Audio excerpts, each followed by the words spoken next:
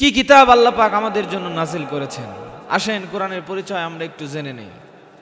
এই কোরআনের পরিচয়, কোরআনকে যদি জিজ্ঞেস করা হয়, কোরআন তোমাকে কে নাজিল করেছে বলো, তোমার বাড়ি কোথায়, তুমি কোথা থেকে আসলে, তুমি নাজিল হয়েছিলে সেটা কি দিন ছিল না রাত ছিল, কোন মাসে তুমি নাজিল হলে, এই সব কিছু আল্লাহ পাক কোরআনের মধ্যে সুন্দর করে দিয়েছেন। প্রত্যেকটা প্রশ্নের উত্তর কোরআনুল কারীম নিজেই দিতে পারে। আসেন আমরা কোরআনকে প্রশ্ন করি, ও কোরআন তোমাকে কে নাজিল করেছে আমরা জানতে চাই, তুমি কি প্রশ্নের উত্তর দিতে পারবে নাকি? কোরআনুল কারীম সঙ্গে সঙ্গে উত্তর দিচ্ছেন, তানজিলাম মিম্মান খলাকাল আরদা ওয়াস সামাওয়াতিল উলা। জোরে বলেন আল্লাহু আকবার। আমাকে নাজিল করেছেন তিনি, যিনি ওই সূর্য আকাশ আর জমিনটাকে বানিয়েছেন, সে আল্লাহ আমাকে নাজিল করেছেন। এবার যদি কোরআনকে প্রশ্ন করা যায়, ও কোরআন তোমার বাড়ি কোথায়, কোথায় থেকে তুমি এই পৃথিবীর জমিনে এসেছ, কোরআনকে এই জাতীয় প্রশ্ন যদি কেউ ছুড়ে দেয়, কোরআন সঙ্গে সঙ্গে জানাচ্ছেন, বাল হুয়া কুরআনুম মাজিদুন ফি লাউহিম মাহফুজ। জোরে বলেন আল্লাহু আকবার। আমি অতি বরকতপূর্ণ একটি কিতাব, অতি মর্যাদাশালী একটি কিতাব, যেই কিতাবকে আল্লাহ রাব্বুল আলামিন লাউহে মাহফুজের ভিতরে সংরক্ষণ করে রেখেছিলেন। এক এক করে বিশ্বনবী মুহাম্মদুর রাসূলুল্লাহ সাল্লাল্লাহু আলাইহি ওয়াসাল্লামের উপরে নাজিল হয়েছে। এবার কোরআনকে কেউ যদি প্রশ্ন করে, কোরআন বুঝলাম আল্লাহ তোমাকে নাজিল করেছে, তোমার বাড়ি হচ্ছে লাউহে মাহফুজে, সব ঠিক আছে, কিন্তু কেন নাজিল করা হলো, কোন উদ্দেশ্যে নাজিল করা হলো? কোরআন সঙ্গে সঙ্গে উত্তরে জানায় দিচ্ছেন, তানজিলাম মিম্মান খলাকাল আরদা ওয়াস সামাওয়াতিল উলা। আলিফ লাম রা কিতাবুন উনজিলা ইলাইকা লিতুখরিজান নাসা মিনাজ যুলুমাতি ইলান নূর। জোরে বলেন আল্লাহু আকবার। আমাকে নাজিল করা হয়েছে, হে রাসূল আপনার উপরে এই কিতাবটাকে নাজিল করা হলো অন্ধকারের রাস্তায় যারা আছে, জাহান্নামের পথে যারা আছে, যাদের চিন্তা জাহান্নামের, যারা জাহান্নামের পথের দিকে হাঁটে, অন্ধকারের পথের দিকে চলে, ওই সমস্ত মানুষদেরকে আপনি ওই জাহান্নামের পথ থেকে, অন্ধকারের পথ থেকে আলোর পথে তুলে দেওয়ার জন্য আমি আল্লাহ এই কিতাবটাকে নাজিল করেছি। এবার বলবেন, হুজুর অন্ধকারটা কি? অন্ধকার কি? অন্ধকার হচ্ছে পুঁজিবাদ, অন্ধকার হচ্ছে সমাজতন্ত্র, অন্ধকার হচ্ছে ধর্মনিরপেক্ষতাবাদ, অন্ধকার হচ্ছে জাতীয়তাবাদ। মানুষ রচিত যত আইন আছে সব অন্ধকার, সব কি অন্ধকার। এবার আসেন কোরআনকে জিজ্ঞেস করি, ও কোরআন তুমি যেই মাসে নাজিল হয়েছিলে ওই মাসটা কোন মাস? কোরআন সঙ্গে সঙ্গে জানাচ্ছেন, শাহরু রমাদান আল্লাযী উনজিলা ফীহিল কুরআন। আল্লাহ রাব্বুল আলামিন আমি কিতাবকে নাজিল করেছে পবিত্র রমজান মাসে। বুঝলাম রমজান মাসে আসলে সেই সময়টা দিন ছিল না রাত ছিল, কখন তুমি নাজিল হয়েছো জানতে চাই। কোরআন সঙ্গে সঙ্গে জানাচ্ছে, ইন্না আনজালনাহু ফি লাইলাতুল কদর ওয়া মা আদরাকা মা লাইলাতুল কদর। জোরে বলেন আল্লাহু আকবার। আমাকে আল্লাহ পাক নাজিল করেছেন, ওই রব, ওই সৃষ্টিকর্তা, ওই মালিক আমাকে নাজিল করেছে পবিত্র লাইলাতুল কদরের রাত্রিতে, যেই রাত হাজার মাসের চাইতে উত্তম। আমরা কোরআনের পরিচয়টা জেনে নিলাম। আমার ভাইরা, কোরআন যিনি নাজিল করেছেন সে আল্লাহর পরিচয়টা আমাকে আপনাকে জানতে হবে। দুনিয়ার সকল ক্ষেত্রে আল্লাহকে মানতে গেলে আল্লাহর পরিচয়ের প্রয়োজন আছে। আল্লাহর পরিচয় দিতে গেলে বেশি কিছুর প্রয়োজন হয় না।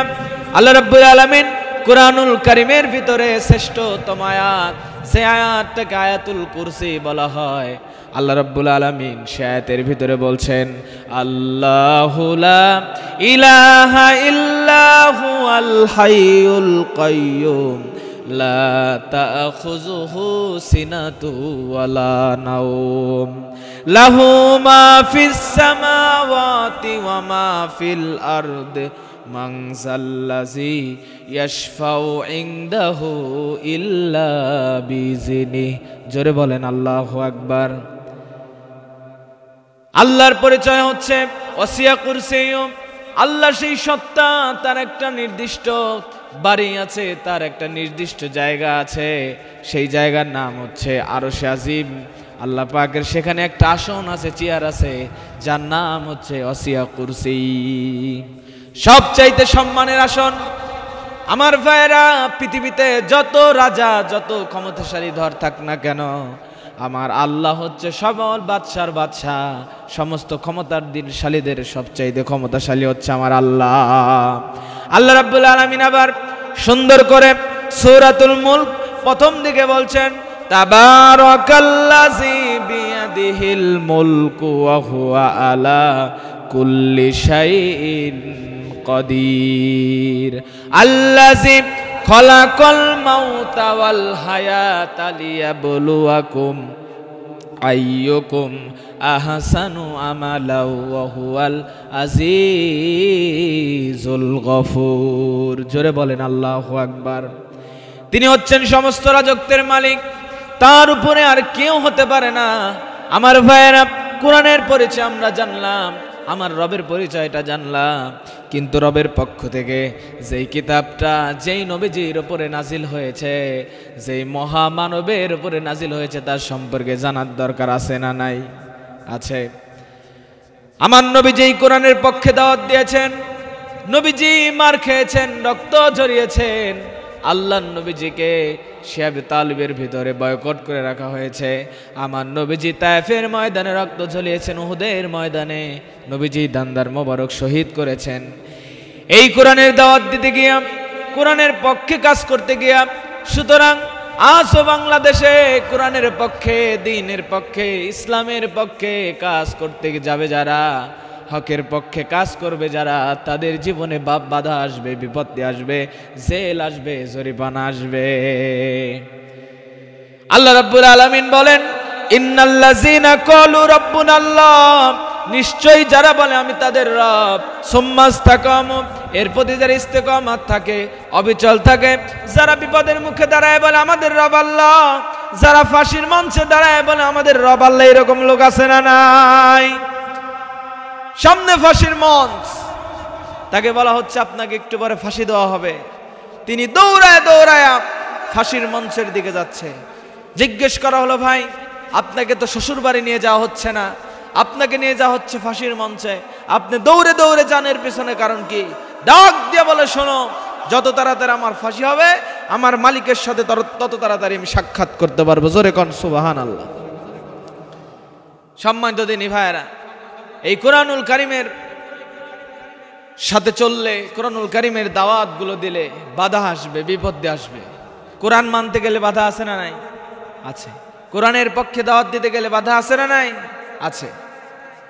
আমার নবীজির দাওয়াতে পাথর জুটেছে, আমার নবীজির দাওয়াতে জেলখানা জুটেছে, আমার নবীজির দাওয়াতে ফল দুটুকরো করে দুনিয়া থেকে বিদায় পর্যন্ত করে দিয়েছে। এমন দাওয়াতি দিতে হবে যে দাওয়াত আমার রাসূল দিয়েছেন। আমার রাসূলকে আল্লাহ রাব্বুল আলামিন এই অর্ডারও দিয়েছেন, উদু ইলা সাবিলি রাব্বিকা বিল হিকমাতি ওয়াল মাউইজাতিল হাসানা ওয়াজাদিলহুম বিল্লাতি হিয়া আহসান। জোরে বলেন আল্লাহু আকবার। হে রাসূল, আপনি মানুষকে হিকমতের সাথে দাওয়াত দেন, এর মানেই না হকটা গোপন হয়ে যাবে, বাতিল টোপেন হয়ে যাবে, এটা নয়। হে রাসূল, আপনি মানুষকে বিজ্ঞতার সাথে হকের দাওয়াত দিন, সে হকের দাওয়াত দিতে গিয়ে আপনি সুন্দর আচরণ করুন, তর্ক বিতর্কে যাবেন না, ইহসানমূলক আচরণ করবেন। আল্লাহ রাব্বুল আলামিন আবার অন্য জায়গায় বলছে শ্রেষ্ঠ কাজ কোনটা? ওমান আহসানু কাওলাম মিম্মান দাআ ইলাল্লাহি ওয়া আমিলা সালিহাও ওয়া ক্বালা ইন্নালি মিনাল মুসলিমিন। জোরে বলেন আল্লাহু আকবার। তার চাইতে শ্রেষ্ঠ কাজ আর কার হতে পারে যে মানুষদেরকে আল্লাহর দিকে ডাকে এবং সৎ আমল করে এবং নিজে ঘোষণা করে আমি একজন মুসলমান। আমার ভাইয়েরা, কিন্তু আমার দেশে বহু মিছিল আছে, মিছিলে চলে যায়, জোহরের কোনো খবর নাই, আসরের কোনো খবর নাই, মাগরিবের কোনো খবর নাই। তারা ডাকে মানুষদেরকে জান্নাতের পথে না জাহান্নামের পথে? কিসের দিকে ডাকে বলেন? জাহান্নামের পথে। যেই দলের নেতৃত্ব মানতে গিয়ে নামাজ কাজা হয় সেই দলে আমরা থুতু মারি। আসতে বলবেন না, জোরে বলেন ঠিক কিনা? দুনিয়ার সব কাজ আগে না নামাজ আগে? কোনটা আগে? নামাজ আগে। আপনি কাকে কি বলবেন? বলার তো লোক নেই। এই বুঝগুলো এদেশে বহু আলেম ওলামা যুগের পর যুগ ধরে বুঝালেন, বললেন, শেষ পর্যন্ত সে আলেম ওলামার কপালে জুটে হলো চারশিকের দেওয়াল। তবে এটা দুঃখের সংবাদ নয়, অত্যাচারের মাত্রা তীব্র থেকে তীব্রতর হতে থাকবে, দিন কায়েমের প্রশস্ততা তো বেড়ে যাবে, ঠিক কি না? বেড়ে যাবে। আমার কথার মধ্যে একটু রসকস কম, সবাই শুনতে রাজি আছি তো? কোনো আপত্তি, কোনো অসুবিধা? বলে আলহামদুলিল্লাহ। তাহলে দাওয়াতি কাজ করতে হবে, সেই কাজ যেই কাজ করেছেন মুহাম্মদ সাল্লাল্লাহু আলাইহি ওয়াসাল্লাম।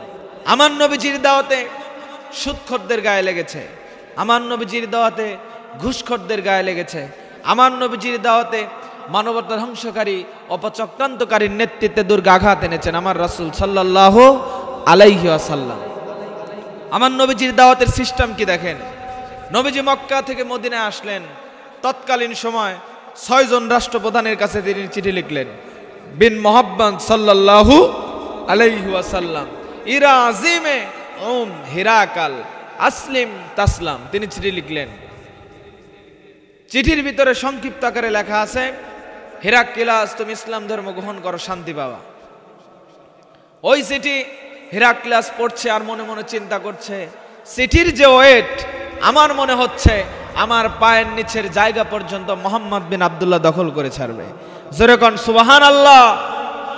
আমার নবীজির দাওয়াতে বাতিল শক্তির ত্বক নড়ে গেছে, আর আমরা বাতিলকে সাথে নিয়ে দাওয়াত দেই, ঠিক কি না? দাওয়াতি কাজ করতে হবে, সেই কাজ যেই কাজ করেছেন মুহাম্মদ সাল্লাল্লাহু আলাইহি ওয়াসাল্লাম। আমার নবীজি কেন আসলেন? কি জন্য আসলেন?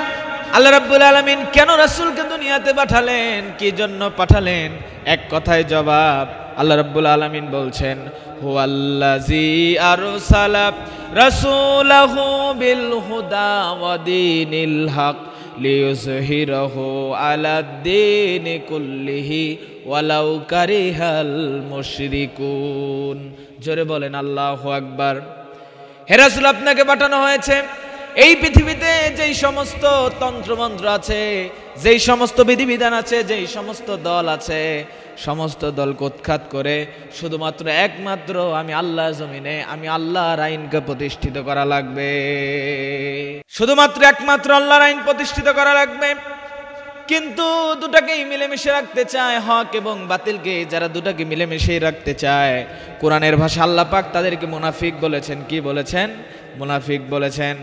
আল্লাহ রাব্বুল আলামিন ওই সমস্ত মুনাফিকদের ব্যাপারে বলছেন, ওয়ামিনান নাসি মাইয়াকুলু আমান্না বিল্লাহি ওয়া বিল ইয়াউমিল আখির ওয়া মা হুম বিমুমিনিন। জোরে বলেন আল্লাহু আকবার।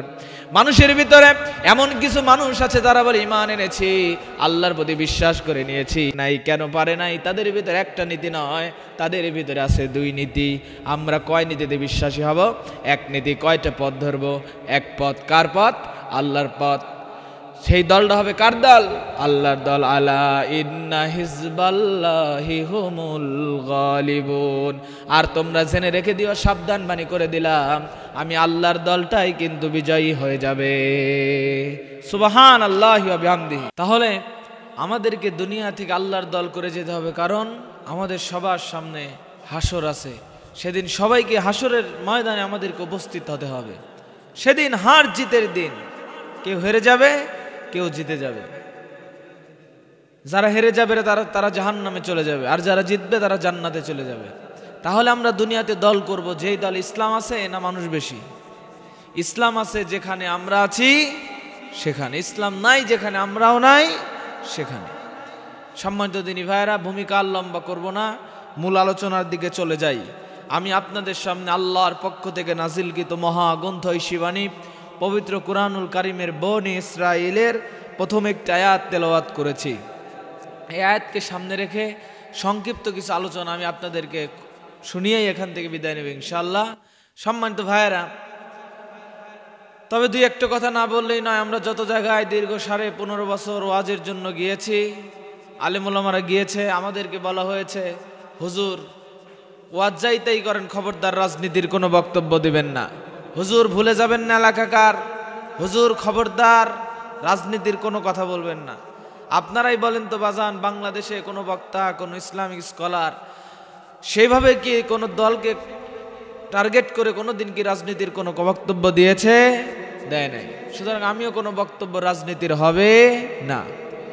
আমাকে যদি রাজনীতির বক্তব্য দিতেই হয়, যদি রাজনীতি করাই লাগে, এই পৃথিবীর শ্রেষ্ঠ রাজনীতিবিদ, শ্রেষ্ঠ রাষ্ট্রনায়ক, শ্রেষ্ঠ সেনাপতি, শ্রেষ্ঠ দার্শনিক, শ্রেষ্ঠ বিজ্ঞানিক, শ্রেষ্ঠ নানা, শ্রেষ্ঠ বাবা, শ্রেষ্ঠ আদর্শ রহমাতাল লিল আলামিনের মদিনার আদর্শের রাজনীতির কথা বলবো। আমি যদি রাজনীতির কথা বলি, আমিরুল মুমিনিন খলিফাতুল মুসলিমিন হযরত ওমরের আদর্শের রাজনীতির কথা বলবো, যে ওমর আল্লাহর জমিনে আল্লাহর আইনকে প্রতিষ্ঠিত করার জন্য নিজের সন্তানকে পর্যন্ত ছেড়ে দেয় না। এই কথা বলেন ঠিক কিনা? সেই ওমরের আদর্শের রাজনীতির কথা বলবো। তো ওমরের রাজনীতির কথা শোনার পরে, নবীজির আদর্শের রাজনীতির কথা শোনার পরে আপনার জানি আবার চুলকালি আরম্ভ না হয়। কিছু মানুষের ভেজাল আছে, তারা কোরআন হাদিসের কথা শুনলে তাদের চুল কানে উঠে। সবার নাই। যারা মুমিন যাদাতুহুম ঈমানা, তাদের ঈমান আল্লাহ বৃদ্ধি করে দেয়। জোরে কোন সুবহানাল্লাহ। আমার ভাইরা, আর ভূমিকা নেব না। কুরআনুল কারীমের সূরা বনি ইসরাঈলের 1 নম্বর আয়াত আমি আপনাদের সামনে তেলাওয়াত করেছি। আল্লাহ রাব্বুল আলামিন বলেন, সুবহানাল্লাযী আসরা বিআবদিহি লাইলাম মিনাল মাসজিদিল হারাম ইলাল মাসজিদিল আকসা আল্লাযী বারাকনা হাওলাহু লিনুরিয়াতিহি মাইয়া মিন আয়াতিনা ইন্নাহু হুয়াস সামিউল বাসীর। জোরে বলেন আল্লাহু আকবার। আল্লাহ রাব্বুল আলামিন বলেন, আমি সেই মহান পবিত্র, সেই মহান সত্তা যিনি তার বান্দাকে রাত্রিকালীন আল্লাহ রাব্বুল আলামিন মসজিদে হারাম থেকে মসজিদে আকসা পর্যন্ত নিয়ে এসেছিলেন। আল্লাহ রাব্বুল আলামিন তার রাসূলকে মিরাজ করালেন। এই আয়াত দ্বারা আল্লাহ পাক বুঝাচ্ছেন, আমি রাসূলকে এমন সম্মানজনক একটা দৃশ্য তাকে দেখাবো, এমন বিষয়গুলো তার সামনে তুলে ধরব, এই বিষয়গুলো জাতির সামনে উপস্থাপন করবে। যারা ইমানদার তারা ভালোভাবে ইমান গ্রহণ করবে। নবীজিকে মসজিদে হারাম থেকে মসজিদে আকসা পর্যন্ত নিয়ে গেলেন। মসজিদে আকসার ভিতরে আল্লাহ রাব্বুল আলামিন অসংখ্য নবীদেরকে হাজির করলেন। নবীরা আসলেন, আমার নবীও সেখানে গিয়ে উপস্থিত হলেন। এখন সমস্ত নবীরা এক জায়গায়, ইমামতি তো করা লাগবে, নামাজ পড়া লাগবে। ইমামতি কে করবে? আল্লাহর পক্ষ থেকে হযরতে জিবরাইল আলাইহিস সালাতু ওয়াস সালাম সঙ্গে সঙ্গে নবীজির কাছে চলে আসলেন। আল্লাহর নবীজির হাতটা ধরে নিয়া হযরতে জিবরাইল আলাইহিস সালাতু ওয়াস সালাম আল্লাহর নবীজিকে নামাজের মুসল্লায় দাঁড়ায় দিলেন। ইমামুল মুরসালিন খাতামুন নবিয়্যিন, আমার নবী হচ্ছে সমস্ত নবীদের ইমাম। জোরে কোন সুবহানাল্লাহ। নামাজ পড়ালেন আমার নবীজিকে, আল্লাহ রাব্বুল আলামিন মিরাজ করালেন। আল্লাহ রাব্বুল আলামিন রাসূলকে মিরাজ করানোর উদ্দেশ্য হলো তিনটা উদ্দেশ্য ছিল। তিনটা উদ্দেশ্যকে সামনে রেখে আল্লাহ রাব্বুল আলামিন রাসূলকে মিরাজ করিয়েছেন। 1 নম্বর উদ্দেশ্য হলো আমার নবীজির মানসিক তৃপ্তি, মানসিক শান্তির জন্য। 2 নাম্বার কারণ হলো আল্লাহ রাব্বুল আলামিনের কুদরত দেখানোর জন্য। নাম্বার 3 হলো আল্লাহর নবীজি রাষ্ট্র পরিচালনা করবেন, সমাজ পরিচালনা করবেন, সব কিছু দিক নির্দেশনা দেওয়ার জন্য আল্লাহ রাব্বুল আলামিন রাসূলকে মিরাজ করালেন। 1 নাম্বার পয়েন্ট হলো আল্লাহ পাকের নবীর মানসিক তৃপ্তির জন্য আল্লাহ পাক মিরাজ করালেন। এবার বলবেন হুজুর রাসূলকে অশান্তিতে ছিলেন? জি, আল্লাহর নবী অশান্তিতে ছিলেন। আল্লাহর নবী বিশ্ব নবী, তার ডানে থেকে বামে থেকে 2 জন মানুষ চলে গেলেন। সেই বছরটাকে আমলে হুজুল বলা হয়, চিন্তার বছর বলা হয়। আল্লাহর নবীজি, আমার নবীজির চাচা আবু তালেব নবীজিকে ডানে থেকে বামে থেকে সর্বক্ষণ পাহারা দিয়েছিলেন। আবু জেহেল রাসূলকে মারার পরিকল্পনা করছিল, কিন্তু আল্লাহর নবী বিশ্ব নবী মুহাম্মদুর রাসূলুল্লাহ আবু তালেব ডাক দিয়ে বলছেন, ও আবু জেহেল, আমার রাসূল কি কোনোদিন মারতে পারবি না? আবু তালেব বেঁচে থাকতে হযরতে মুহাম্মদুর রাসূলুল্লাহকে কোনোদিন মারতে পারবি না। এই কথা যখন বলা হলো, আবু জেহেল আর সামনের দিকে বাড়াতে পারে নাই। আমার দিনী ভাইরা, একটু গভীর মনোযোগ দিয়ে শুনবেন। এই আবু তালেব আল্লাহ রাসূলকে এত পরিমাণ সম্মান দিয়েছেন। একদিন জিজ্ঞাসা করেছিল সাহাবায়ে কেরামরা, ইয়া রাসূলুল্লাহ, আপনি তো জন্ম থেকে এতিম হয়ে গেছেন। আল্লাহ নবী বলছে, শোনো রে, আমি মায়ের পেটে এতিম ছিলাম, কিন্তু দুনিয়াতে যখন ভূমিষ্ঠ হলাম আমার চাচা আবু তালেব আমাকে পিতৃ সমতুল্য সম্মান দিয়েছেন। জোরে কোন সুবহানাল্লাহ। এই আবু তালেব দুনিয়া থেকে বিদায় নেবেন, মুমূর্ষু অবস্থায় কাতরাচ্ছিলেন। নবীজি তার সামনে গিয়ে বসলেন, শিয়রে বসে বললেন। আল্লাহর নবীজি তার শিয়রে বসার পরে রাস্তে করে ডাক দিয়ে বলছেন, চাচা যান, আমি আপনাকে জোর করে কোনোদিন বলি না, একটা বার কালিমার স্বীকৃতিটা দিয়ে দেন। কোনোদিন আপনাকে বললাম না, তবে আজকে আমি আপনাকে বলছি, চাচা একটা বার কালিমা পড়েন। কালিমা বললে আল্লাহর কাছে বলতে পারবো আমার চাচাকে আপনি মাফ করে দেন। আল্লাহ মাফ করে দিলেও দিতে পারে। সঙ্গে সঙ্গে আবু তালেব ডাক দিয়ে বলছে, ভাতিজা মুহাম্মদ, আমি তোর ধর্ম গ্রহণ করতে পারবো না, বাপ দাদার ধর্ম ছাড়তে পারবো না। আমার কি দরকার? আমার গর্বিত সন্তান জাফর বিন আবু তালেব এবং আলী তোমার পিছনেই নামাজ পড়ে, আমার আবার কি দরকার? সঙ্গে সঙ্গে আল্লাহর নবীজি বলছেন, চাচা আপনি যার যার কবরে শেষে যাবে, আপনার কবরে আপনি যাবেন, জাফরের কবরে জাফর যাবে, আলীর কবরে আলী যাবে, আমার কবরে আমি যাব। লাহা মা কাসাবাত ওয়া লা কাসাবতুম, যার যার কবরে শেষে যাবে। ইয়া রাসূলুল্লাহি, ইয়া রাসূলুল্লাহ, আমি কালেমা পড়ব না। সঙ্গে সঙ্গে আমার নবী বলছেন, ও আবু চাচা যান, আপনি একটা বার কালেমার স্বীকৃতিটা দিয়ে দেন। আমি আপনার কাছে বলতে চাই, চাচা একটা বার শুধু বলেন, আপনার লা ইলাহা ইল্লাল্লাহ মুহাম্মাদুর রাসূলুল্লাহ বলা লাগবে না, শুধু বলবেন লা ইলাহা ইল্লাল্লাহ। এতটুকু বললেই আল্লাহর কাছে আমি যে সুপারিশ করতে পারবো। আবু তালেব বলছে, ভাতিজা মুহাম্মদ হবে না। সঙ্গে সঙ্গে আল্লাহ পাক জিবরাইলকে পাঠিয়ে দিলেন। জিবরাইল এসে বলছে, ইয়া রাসূলুল্লাহ, ইয়া হাবিবাল্লাহ, হুজুর আপনি যাকে ইচ্ছা তাকে হেদায়েত দিতে পারবেন না, হেদায়েতের মালিক একমাত্র কে? আর জোরে বলা লাগবে, বলেন তো কে? আমার আল্লাহ। হেদায়েতের মালিক হচ্ছেন আল্লাহ। আল্লাহ যাকে হেদায়েত দেবেন তিনি হেদায়েত পাবেন। আমার নবীজি চলে আসলেন। নবীজি কাঁদতে কাঁদতে দাড়ি মোবারক গুলো ভিজে যাচ্ছিল। তার আপন চাচা দুনিয়া ছেড়ে বিদায় নিয়েছেন। 3 দিন যেতে না যেতে হযরতে খাদিজা রাসূলকে ডাক দিয়ে বলছেন, পানের স্বামী আমার, যেই খাদিজা ইসলাম ধর্ম গ্রহণ করার পরে দিনের জন্য, ইসলামের জন্য সব কিছু উৎসর্গ করে দিয়েছিল, ওই খাদিজা নবীজিকে বলছে, হুজুর আমি মনে হয় আর বেশি দিন বাঁচবো না। আল্লাহর নবীজির শখ ফুরাই নাই, 3 দিন হয় নাই তার চাচা বিদায় নিয়েছে। খাদিজা এই সময় বলছে, ইয়া রাসূলুল্লাহ, আমি মনে হয় বাঁচবো না হুজুর, দয়া করে আপনার কাছে 3টা বিষয় আমি জানতে চাই, 3টা বিষয় আর দাবি আমি আপনার কাছে করব। সঙ্গে সঙ্গে আল্লাহর নবী বলছে, খাদিজা কি কথা শোনালে? এই কথা শোনানোর পর আমার হৃদয়টা ভেঙে খান খান হয়ে যাচ্ছে। হযরতে খাদিজা রাদিয়াল্লাহু তাআলা আনহা বলছে, হুজুর আমি আপনার কাছে 3টা বিষয় চাইব। সঙ্গে সঙ্গে আল্লাহর নবীজি বলছেন, ওরে খাদিজা, সারা বছর তো সারা জীবন তো জিনের জন্য দিয়েই গেছো, ইসলামের জন্য দিয়েই গেছো, কোনোদিন আমার কাছে কোনো কিছু চাও নাই। আজকে কি চাও বলো, সমস্ত চাওয়াকে আমি পূরণ করে দেব। হযরতে খাদিজা রাদিয়াল্লাহু তাআলা আনহা আল্লাহর নবীজিকে ডাক দিয়ে বলছেন, ইয়া রাসূলুল্লাহ, আমার যে আমল, এই টুটাফাটা আমল দিয়ে মনে হয় ওই কবরের প্রশ্নের উত্তর দিতে পারবো না। হুজুর দয়া করে আপনি ওই কবরের প্রশ্নের উত্তর দিয়ে দিয়েন। আপনার একটা পছন্দের জব্বা দিয়ে আমার কাফনের কাপড় বানাই দিয়েন, আপনার পিঠে করে আমার লাশটা কবরে নিয়ে যান। যেই খাদিজাকে আল্লাহ নিজে সালাম দেন, ওই খাদিজা কবরের চিন্তা করেন, আর আমরা নামাজ না পড়েই বলি তো ইমান তোমার ঠিক আছে রে। হযরতে খাদিজা রাদিয়াল্লাহু তাআলা আনহাকে কবরে শুয়ায় দেওয়া হলো। আল্লাহর নবীজি খাদিজার মুখটা কিবলা দিক ঘুরায় দিচ্ছিলেন, এমন সময় আবার কিবলা দিক থেকে মাথাটা আসমানের দিক হয়ে যাচ্ছিল। বারবার ঘুরায় দেন, বারবার এমন হয়ে যায়।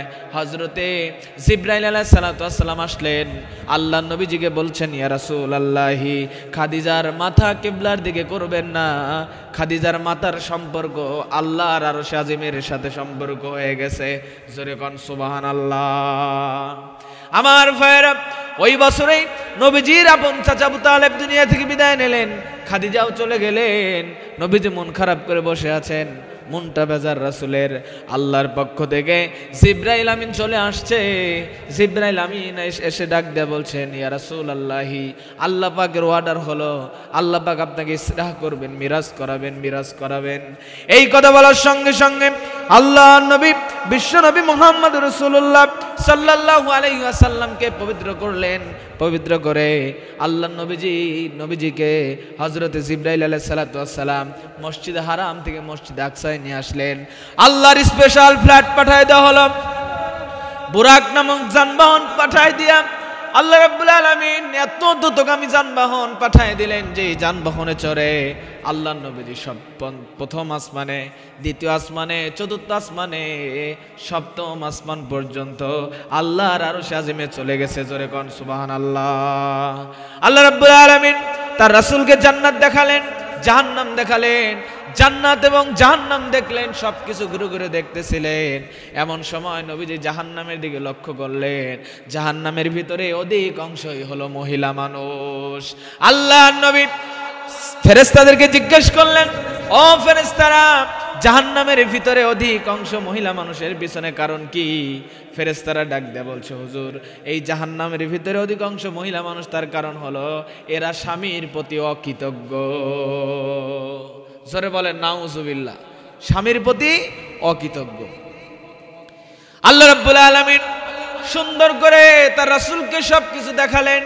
সব ঘুরে যখন দেখা শেষ হয়ে গেল, কি একটা কুদরত আল্লাহ পাকের দেখেন, মাত্র কয়েক সেকেন্ডের ভিতরে 27 বছর সেই মিরাজে পার হয়ে গেছে। জোরে কোন আল্লাহু আকবার। আর জোরে বলা লাগবে আল্লাহু আকবার। আমার দিনী ভাইরা, আল্লাহ রাব্বুল আলামিন তার রাসূলকে ডাক দিয়ে বলছে, ইয়া রাসূলুল্লাহ, ইয়া হাবিবাল্লাহ, আপনি আমার কাছে আসছেন, আপনাকে তো উপঢঙ্গন দেওয়া উচিত, আপনাকে তো কিছু সম্মানজনক সম্মানী করা উচিত। কি করা যায়? আল্লাহ রাব্বুল আলামিন ডাক দিয়ে বলছে, ইয়া রাসূলুল্লাহ, আপনার উম্মতদের জন্য আমি 50 ওয়াক্ত নামাজ বাজেট করলাম। এই 50 ওয়াক্ত নামাজ যদি আপনার কোন উম্মত পড়তে পারে, আমি আল্লাহ রাব্বুল আলামিন তাকে বিনা হিসাবে জান্নাতের মেহমান বানায় দেব। আল্লাহর নবীজি 50 ওয়াক্ত নামাজ নিয়ে চলে আসতেছিলেন। এমন সময় রাস্তার মাঝখানে একজন পয়গম্বর তাকে আটকায় দিয়েছেন, দামি পয়গম্বর হযরতে মূসা আলাইহিস সালাতু ওয়াস সালাম।